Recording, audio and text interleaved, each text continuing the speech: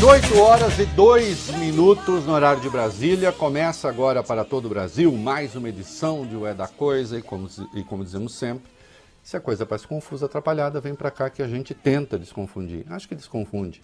Milhões de pessoas acompanham o programa pelo Dial e também pelo Band News TV, mas você pode fazê-lo pelas redes sociais, sempre rádio Band News FM ou no aplicativo Band Play. Boa noite, Vólio Bene. Boa noite. Boa noite, Larissa Alves. Bom dia. Oh, boa noite. Como é que é? Eu ia falar bom dia para você, Reinaldo. Ah, bom dia. Não, já tá noite, Larissa. Tá noite. Larissa está com um problema de fuso horário, está trabalhando muito. Ô, Felipe! Tudo complicado tem gente aqui, trabalhando demais. Né? O Felipe é o chefe. Tem que cobrar. Né? Olha aqui. Vai, Bene. De vez em quando eu preciso falar com o Papa. Preciso falar com o Papa, né? O Lula, né? E o Papa conversaram por telefone nesta quarta, né?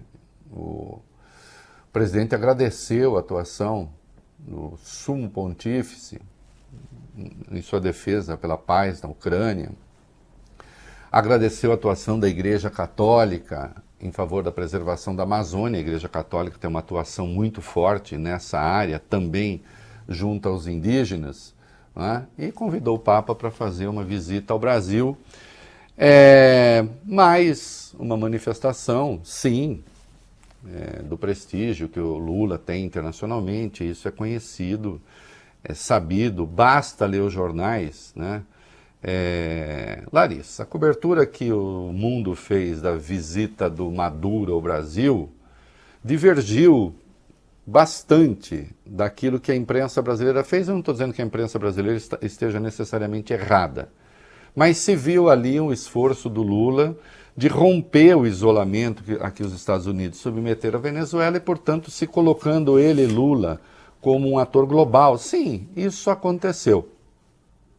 Agora, não quer dizer que o Lula tenha acertado nas palavras que disse ao Maduro. Já expressei meu ponto de vista aqui. Acho que foi um desserviço, escrevi um texto hoje de manhã, acho que foi um desserviço ao próprio governo dele.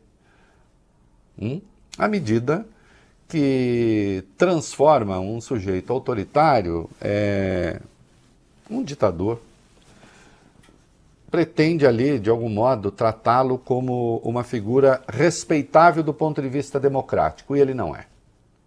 Ele é respeitável como chefe de Estado, e cada país tem o seu, e não cabe ao Brasil dizer quem vai governar o quê, como não cabe de resto a nenhum país do mundo fazer isso em relação a terceiros. Embora nós saibamos que isso é a teoria, na prática acontece. Os Estados Unidos, por exemplo, têm o hábito de dizer quem pode e quem não pode governar.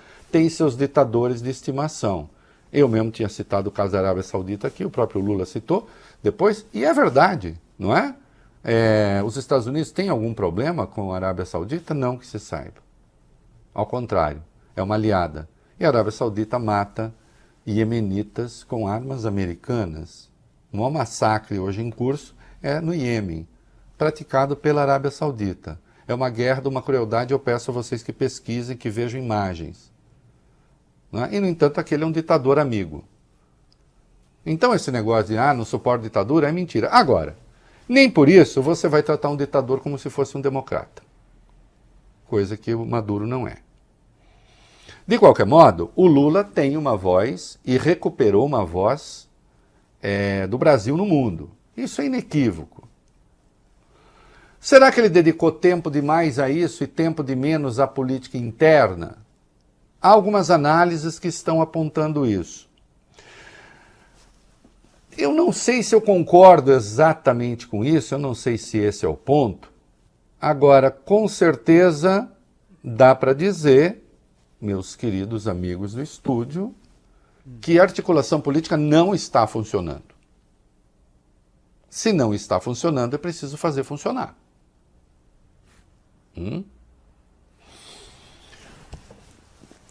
Vale bem, Larissa. Há dois modos básicos, há muitos, mas há dois principais que tem uma metáfora que já até virou um clichê para ver as coisas.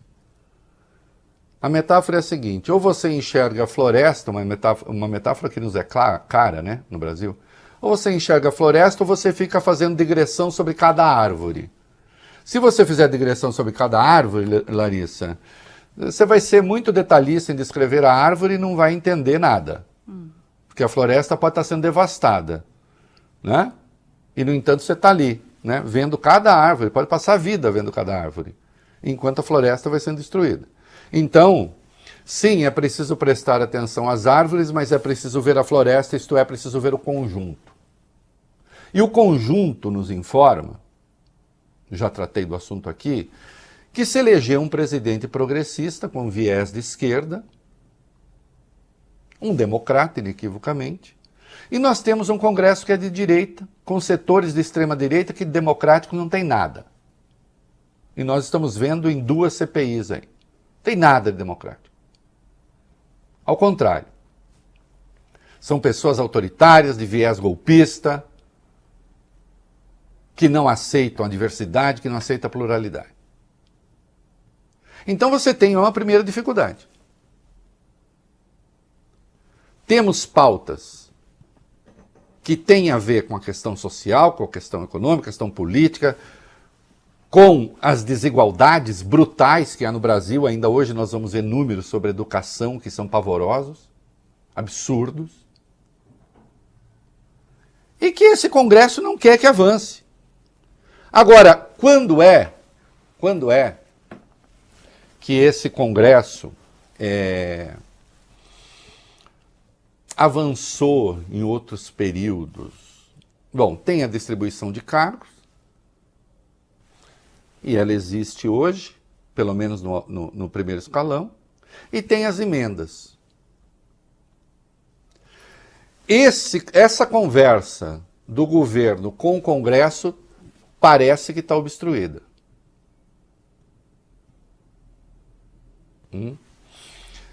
Este ano havia 19 bilhões pensados que seriam destinados ao tal orçamento secreto. Por intervenção do Supremo, etc., metade desse dinheiro voltou para o governo. Mas houve um acordo informal ali, voltou para o governo, mas esse dinheiro ficará reservado aos parlamentares, só que não será secreto, haverá sempre a destinação, o nome de quem recebeu a emenda. Essas emendas parece que ficaram paradas, tanto é que ontem, se liberou 1 bilhão e tanto. Né? Maior liberação em 24 horas. E aí, há uma coisa curiosa, e é um convite aqui à imprensa para pensar também, inequivocamente está havendo incompetência na gestão da questão política.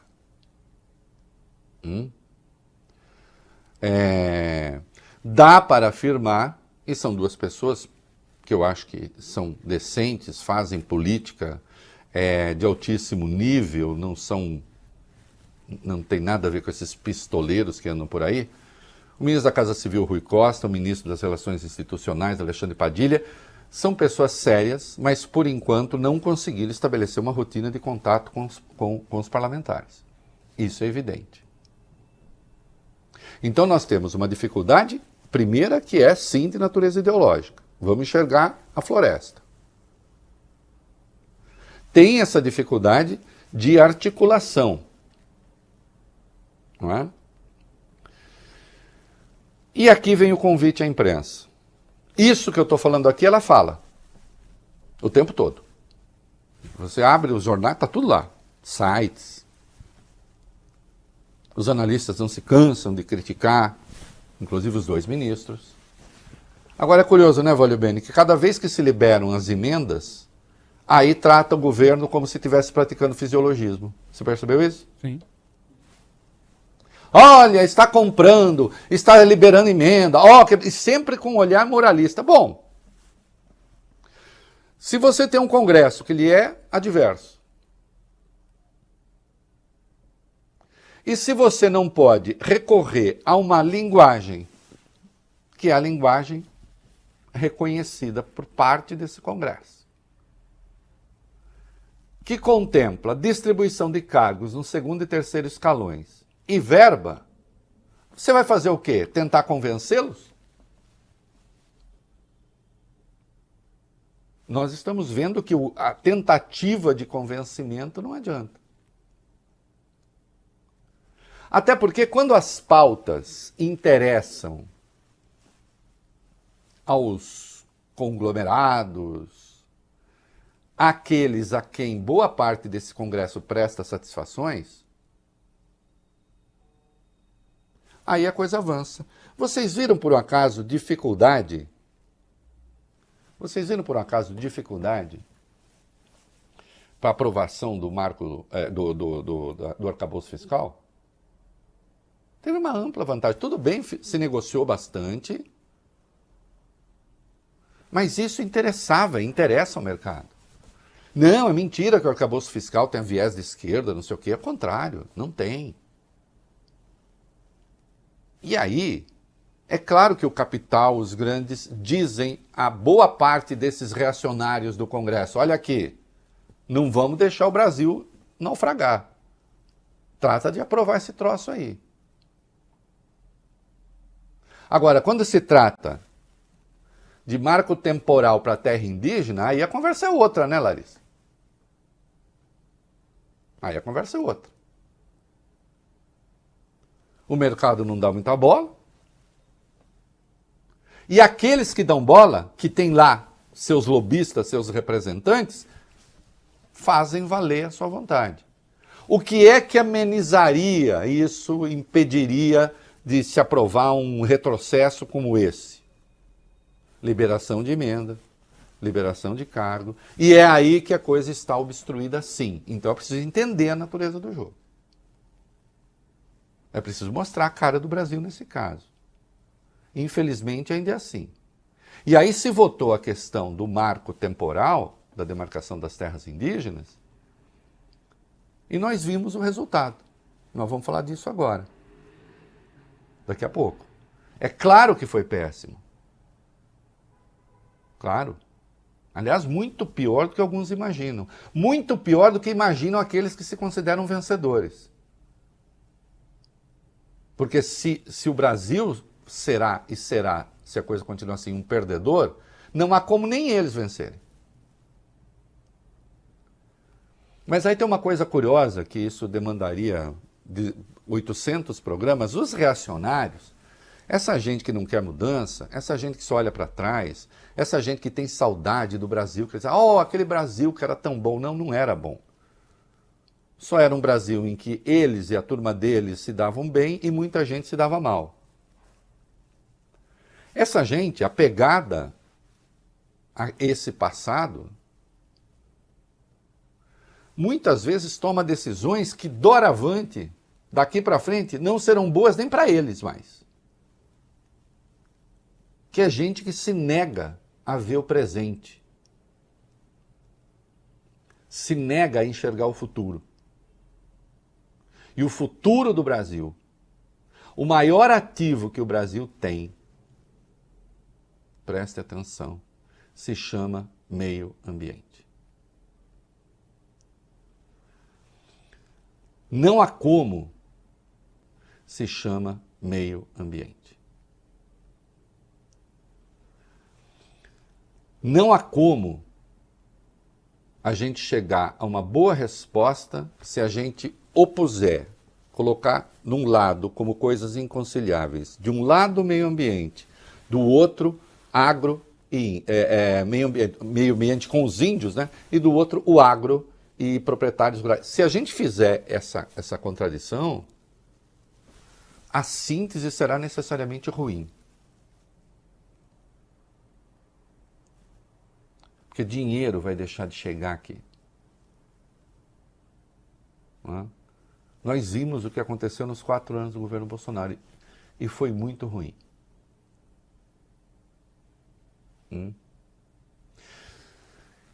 Nada disso dispensa o governo da obrigação de passar a trabalhar direito.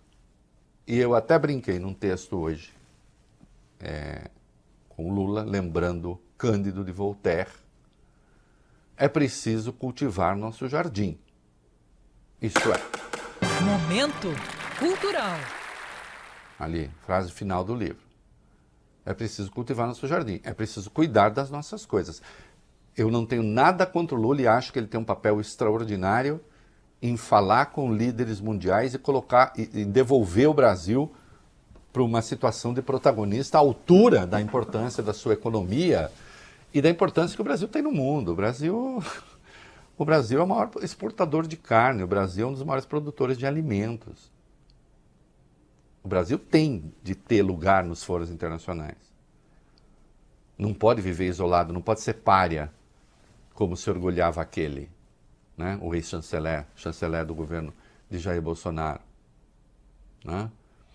Então, não, o Brasil não pode ser pária. Agora, tem hora que é preciso olhar para o jardim. E acho que é bom o Lula olhar para o jardim, ele pessoalmente, neste momento. Porque tem coisas muito sérias acontecendo. E riscos evidentes.